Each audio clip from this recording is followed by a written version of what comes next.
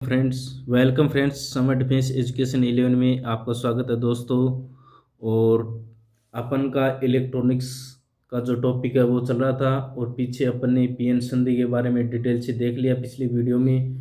और आज अपन पीएन संधि डायोड के बारे में चर्चा करेंगे। पीएन संधि डायोड के बारे में, वैसे डायोड के अन्य भी प्रकार है, लेकिन थोड़ा सा वीडियो लंबा हो जाता है, इसलिए उस पार्ट को मैंने नेक्स्ट वीडियो के लिए रिजर्व कर दिया है, क्योंकि ज़्यादा अपन को लंबी क्लास नहीं लेनी है। अपना ये मकसद यही है, कम पढ़ें लेकिन जितना इफेक्टिव बेसिक जो भी है वो इफेक्टिव होना चाहिए, यानी कि जो अपने काम का आना चाहिए, यानी कि जितना अपन करें वो उतना इफेक्टिव हो, ताकि अपन एग्ज़ाम में फंसे नहीं और इजीली अपन सिलेक्शन ले पाएँ और अपना जो भी क्वेश्चन है वो अच्छे से सही कर पाएँ। तो बिना किसी देरी के दोस्तों स्टार्ट करते हैं डायोड। ठीक है दोस्तों, डायोड क्या होती है? डायोड एक प्रकार की, विभिन्न प्रकार की जितने भी इलेक्ट्रॉनिक्स उपकरण है उसमें डायोड का यूज होता है दोस्तों। ठीक है दोस्तों, डायोड क्या है? एक प्रकार का मतलब उपकरण होता है जो विद्युत धारा को, या फिर विभिन्न प्रकार के इसके उपयोग होते हैं। और डायोड विभिन्न प्रकार के होते हैं और उनके अलग अलग कार्य होते हैं। एक स्पेसिफिक डायोड के बारे में चर्चा नहीं कर सकते अपन। वैसे ये सब के लिए कॉमन बात यही है कि डायोड एक इलेक्ट्रॉनिक उपकरण है जो कि ऑलमोस्ट जितने भी इलेक्ट्रॉनिक्स आइटम होते हैं उनमें डायोड यूज होता है।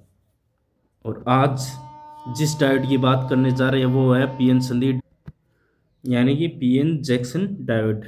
पीएन जैक्सन डायोड ये क्या होता है?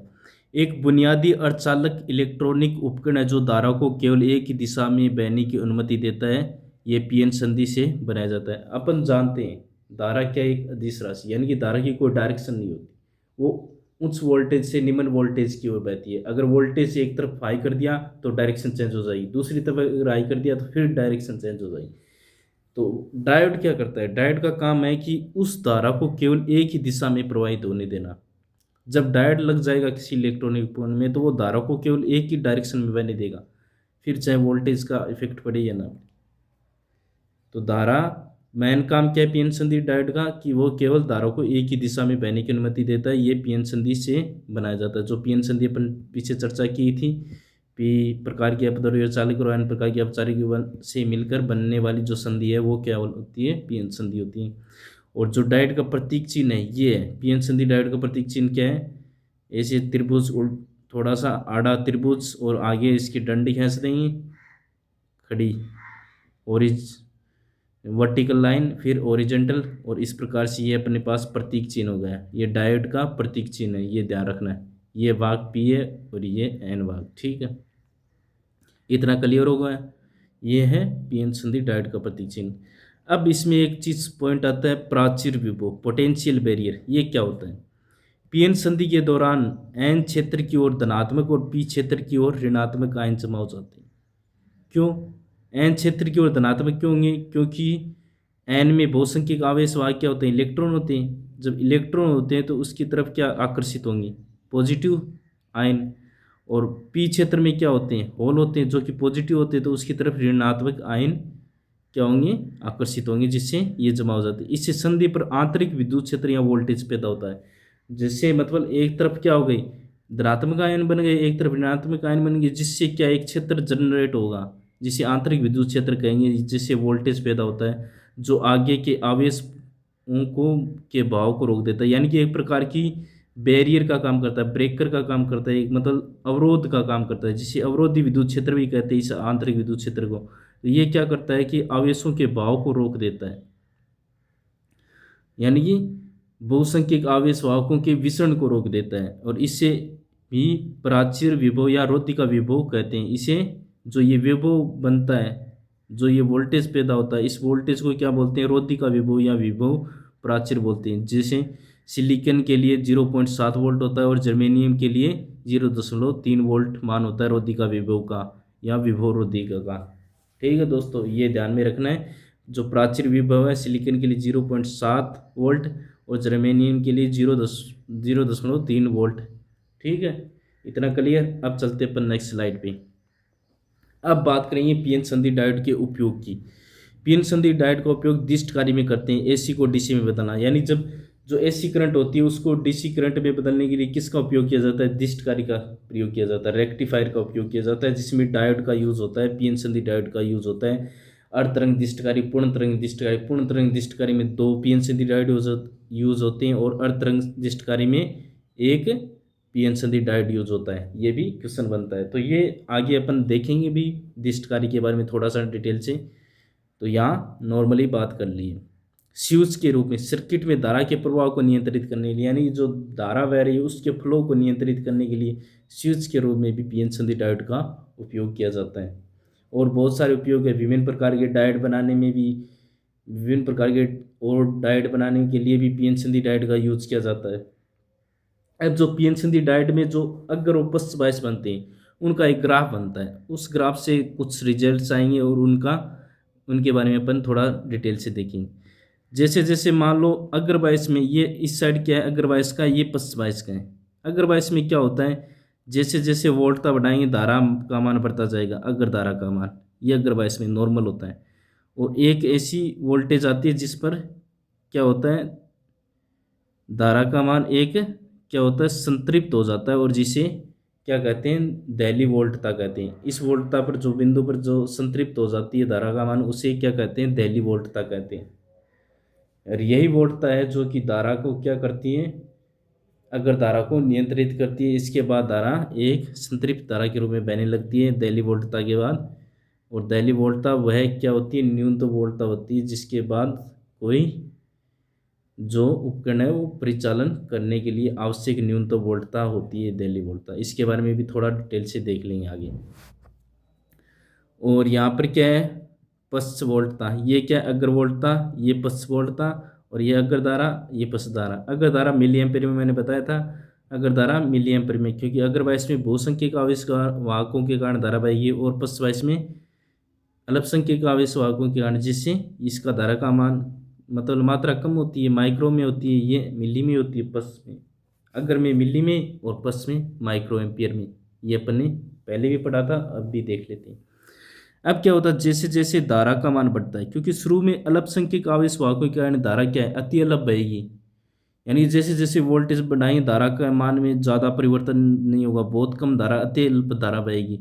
लेकिन एक ऐसा पॉइंट आएगा जिस पर धारा की जो संधि है, जो जंक्शन है वो टूट जाएगा, जो बैरियर है वो टूट जाएगा, और आसानी से धारा फ्लो होने शुरू हो जाएगी। और उसके बाद अपन वोल्टेज बढ़ाएंगे तो धारा में अचानक वृद्धि होगी। और जो ये वोल्टेज है जहाँ पर ये जंक्शन टूटता है उसे क्या कहते हैं, भंजन वोल्टता कहते हैं। भंजन वोल्टता, या फिर इसे जेनर वोल्टता भी बोलते हैं दोस्तों। भंजन वोल्टता या जेनर वोल्टता बोलते हैं, इसके बारे में भी अपन देखेंगे। तो ये ग्राफ है, ये थोड़ा सा अपन को ध्यान में रखना है। डायरेक्ट पूछा भी जा सकता है कि पश्च बायस का ग्राफ क्या होगा पीएन संधि डायोड में, तो ये प्रकार का होगा, अग्र बायस में ये होगा। थोड़ा सा ध्यान में रखना है, यहाँ दहली वोल्टता होती है या भंजन वोल्टता होती है। भंजन वोल्टता पश्च बायस में होती है और दहली वोल्टता अग्र बायस में होती है। ये सब चीज़ें छोटी छोटी नॉर्मल चीज़ें हैं, यहाँ से कहीं से भी क्वेश्चन बन सकता है। तो बेसिक अपना जब मजबूत होगा तो एग्जामिनर कुछ भी पूछे अपन को डर नहीं रहेगा, अपन ईजिली क्वेश्चन को अटेम्प्ट कर पाएंगे। इसीलिए तो बेसिक जरूरी है, क्योंकि आजकल जो एग्जाम के ट्रेंड चल रहे हैं, एग्जाम में जिस प्रकार के क्वेश्चन पूछे जा रहे हैं, बिना बेसिक के अपन कुछ नहीं कर पाएंगे, इसीलिए बेसिक ज़रूरी है। और मेरी कोशिश ये है कि इस मंथ के अंत तक अपन सारा बेसिक जो इम्पोर्टेंट है अपना नेवी एयरफोर्स का पोर्शन वो कंप्लीट हो जाएगा, क्योंकि लगभग अपने वीडियो लगभग 180-190 वीडियो डाल चुके हैं। लगभग इसमें से मानो लगभग कवर हो चुका है। कुछ बका, जैसे ऑप्टिक्स का बचा, रे ऑप्टिक्स, वेव ऑप्टिक्स बचा है, उसका भी अपन कवर कर लेंगे। ठीक है दोस्तों, ये थोड़ी सी डिटेल एक्स्ट्रा में चर्चा करने की होती है, टाइम वेस्ट होता है। अपन चलते हैं अपन नेक्स्ट स्लाइड पे, फिर कभी एक्स्ट्रा टाइम में बात करेंगे।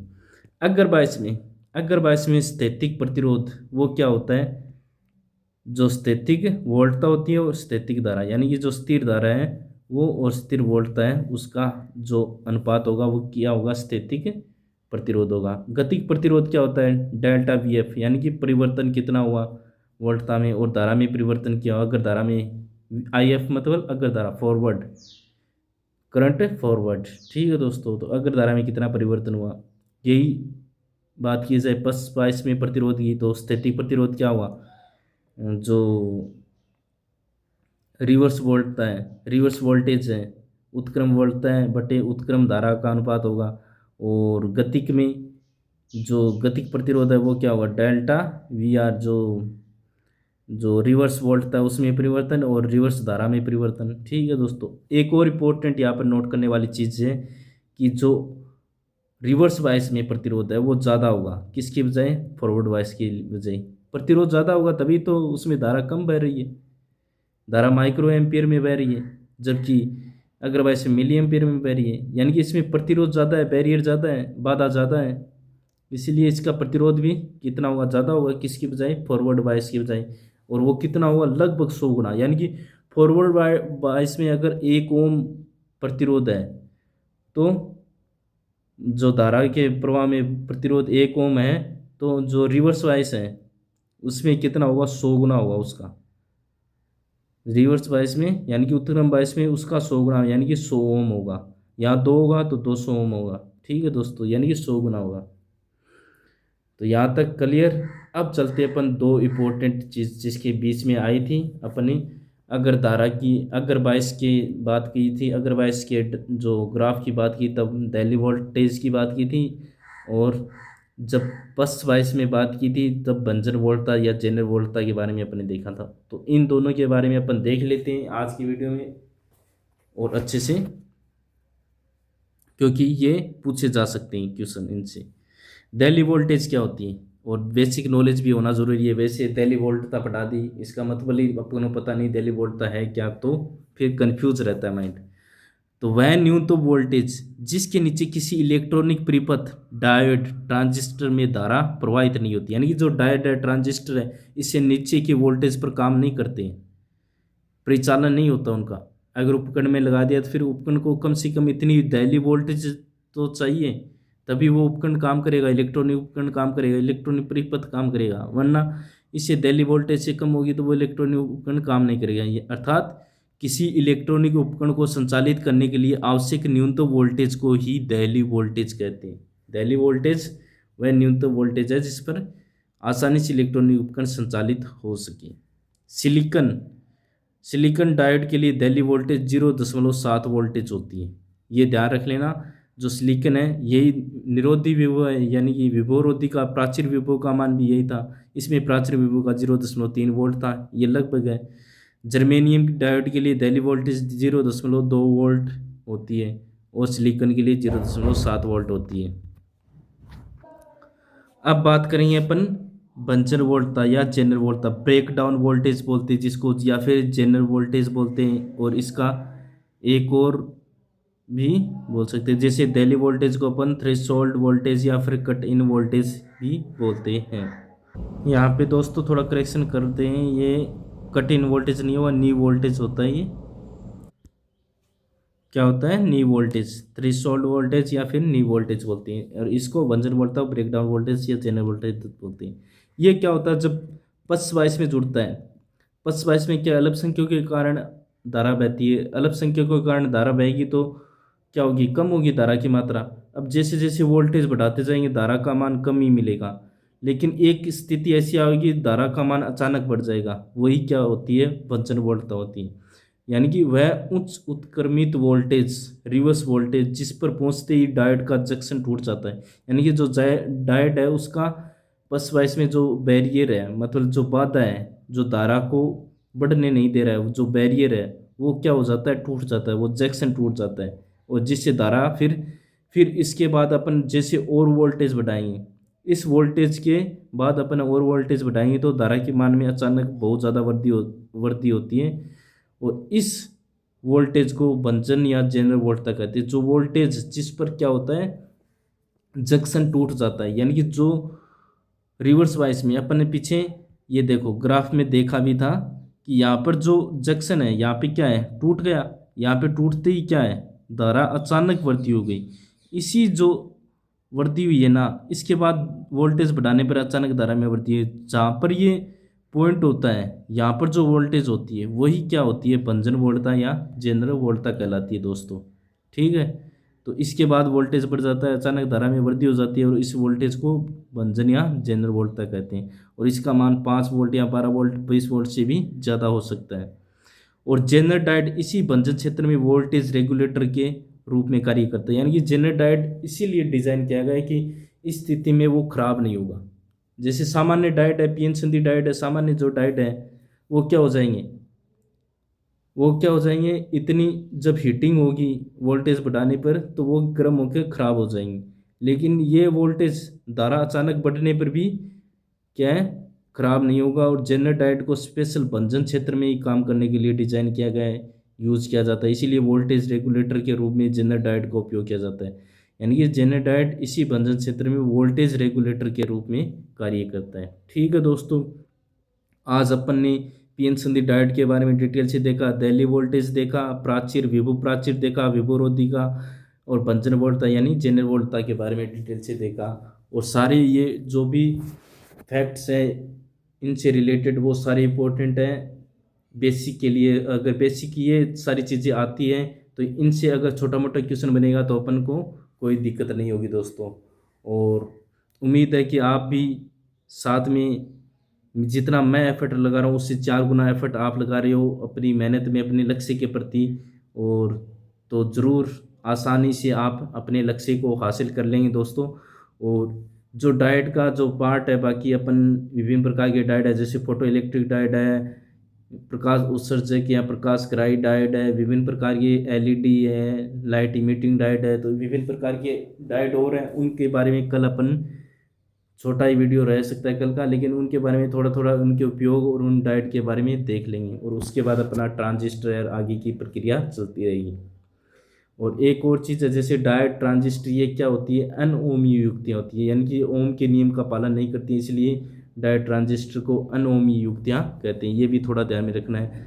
और फिर कंटिन्यू प्रयास करते रहिए दोस्तों, मेहनत करते रहिए और ज़रूर एक दिन आप सफल हो जाओगे, क्योंकि labour never goes in when, यानी कि परिश्रम कभी बेकार में नहीं जाता है। अगर आपने कुछ परिश्रम किया, मेहनत किया है, उसका जरूर कुछ ना कुछ आउटपुट मिलेगा, आपको फल जरूर मिलेगा। ठीक है दोस्तों, यानी कि जैसे ही अपन फिजिक्स की भाषा में बात करें, अगर अपन कुछ इनपुट डालेंगे तो आउटपुट जरूर मिलेगा।